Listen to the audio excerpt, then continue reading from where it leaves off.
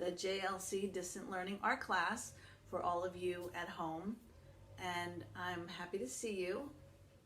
We are going to do our next art project on Passover. We know Passover is coming in just about 3 weeks, and we all need to get ready, and so I thought it would be fun to learn about the story of Passover, which many of you know, but you don't know all the details, and I'm always learning every year. There's more and more to learn, so here we go. As you know, I have this, always have a great collection of books. Here's one book called Out of Egypt, and this book has wonderful illustrations. One of the things I thought would be fun to do is you have a choice. You can do a painting on a canvas if you have a canvas and paints at home, or if you have just, regular old paper and pen, that works too. Just any old paper and pen, or pencils, or markers. If you have colored pencils, okay, I have a nice set of beautiful colored pencils that I would share with you if we were together, but whatever you have at home, paper, pen, paint, pencils, will all work for this project. Okay, so what we're going to do is we're going to just talk a little bit about the story. I'm going to do a painting of the splitting of the sea because it's one of my favorite parts, especially when they all cross the sea and the ladies all get out their tambourines, which you can see my beautiful tambourines that I decorated over there for being victorious over the Mitzrayim. So one of the fun things, I don't know if it's fun in light of the Wuhan coronavirus, but this, as you know, these kind of plagues are all from Hashem, and the Jews were saved, so we don't have to worry. We're all going to be okay. Everything's going to be just fine. So I want to talk to you about some of the plagues. The first one, as you know, blood. So you can do your drawing or your painting in cartoon style with little blurbs of what they're saying, or you can just paint the story of the bloody Nile River. Everything turned into blood, even the bathtub. The next plague was the plague of frogs. The frogs are kind of fun to draw, and you could draw lots of them, and they were everywhere. And then the next plague is the plague of lice. Now, lice I don't really find fun. I think they're kind of disgusting, and that's, I think, why Hashem sent the plague of lice, because everyone was itching and everyone was upset, but even still then, Paro did not let Moses take the Jews out of Israel. So what does Hashem do? He sends the plague of the wild animals. Now, that doesn't scare anybody. I don't know what will. So one of the things you could do is you can draw pictures of wild animals, all of them or some of them. The other thing that you can do is in the next one, it's a little gory, but the livestock disease. Okay, so all the cows died, and the poor shepselas, and all the things that belonged only to the Mitzrayim. Okay, none of the animals of the Jewish people died. And then after that, what's the next plague? Does anyone remember? Can you tell me what the next plague is after that? Right, boils. Boils are kind of disgusting. Oops, nope, here it is, boils. I don't know if this is reading backwards for you, but boils are kind of disgusting. You can see that they were all over their body, and everyone was in pain, and it was very uncomfortable. So even then, Paro did not let the Jews go. So what does Hashem send? Another plague. And this plague is hail.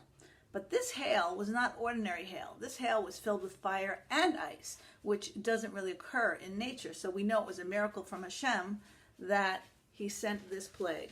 And it was crashing down and burning and freezing at the same time. The next plague after that is the plague of locusts. Now, these plagues of locusts actually still exist. These little creatures are still exist, and they still have them happening in the deserts, and they come and they eat everything up. and then there's nothing left for anyone, no agriculture for anyone to eat. But they were, the Egyptians weren't, not just the plants and all the food was attacked. The people were attacked by these locusts. They were everywhere, and people were very, very unhappy about that.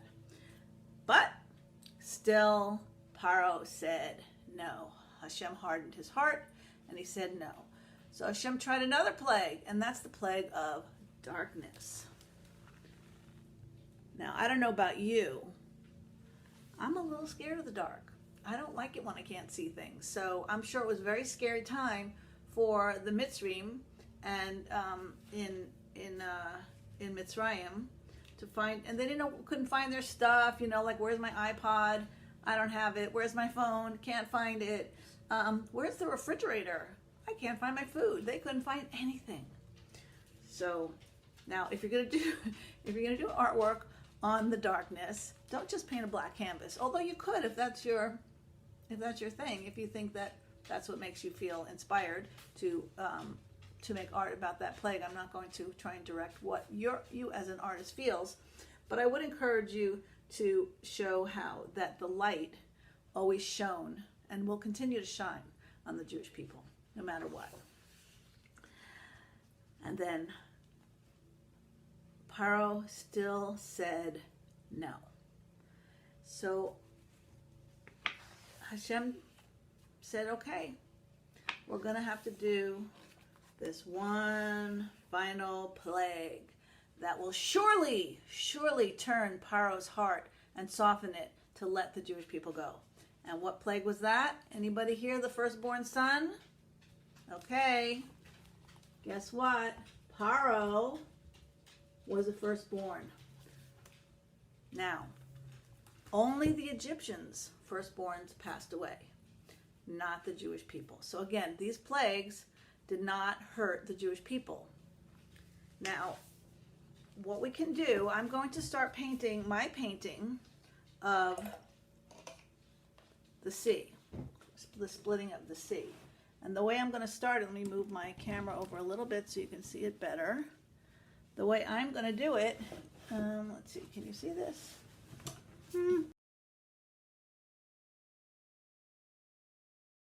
Hi, so here I am. I'm showing you the steps on how to start the painting if you want to do Kriyas Yam Suf. You just take some ultramarine blue paint, and then you paint in with some red to do the sand. You want to paint the ocean in a dark ultramarine blue, using your brush strokes to go in the direction that the waves are going out, so it looks like the water wall. And then you want to add your white for the crests of the waves, so it shows that it's really powerful. And here we're going to come in with some more a darker blue.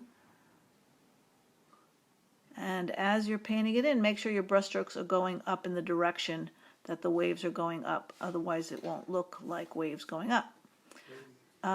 We're going to just keep adding in more blue paint, and then I'm going to add a little bit of the white again, and just paint your wall, your water wall. So this is the splitting of the sea.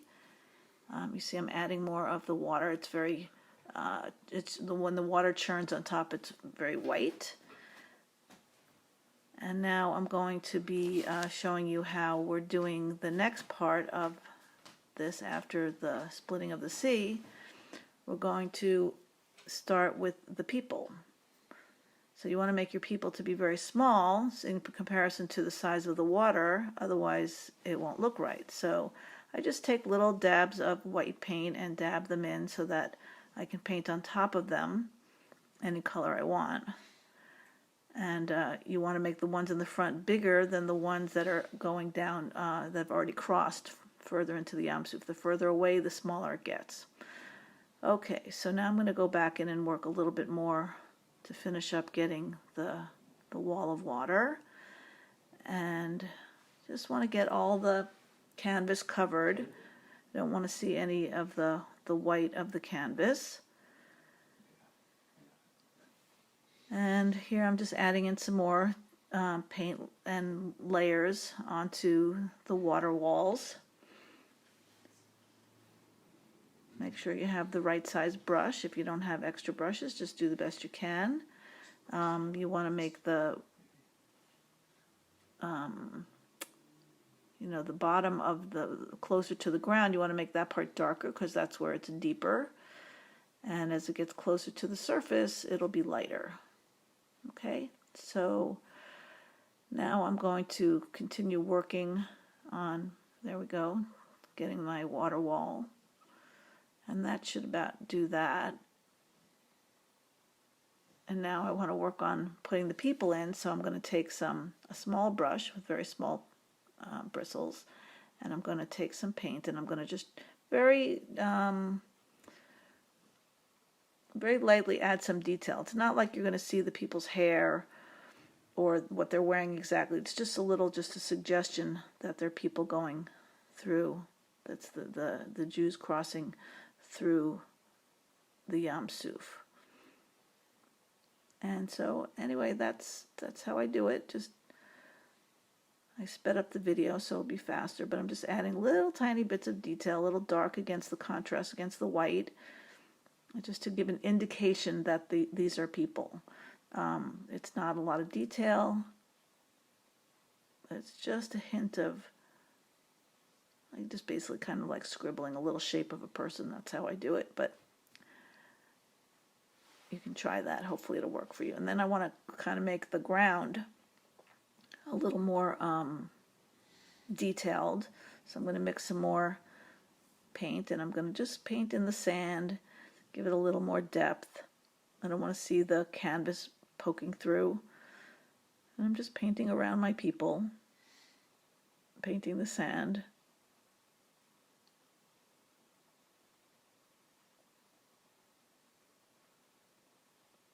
It's really just working very quickly, but you can take your time in doing it. I just did it quickly for this video.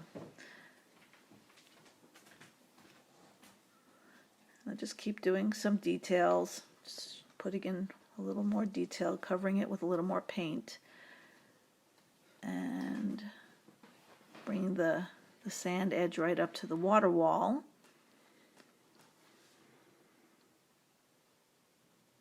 A little more dark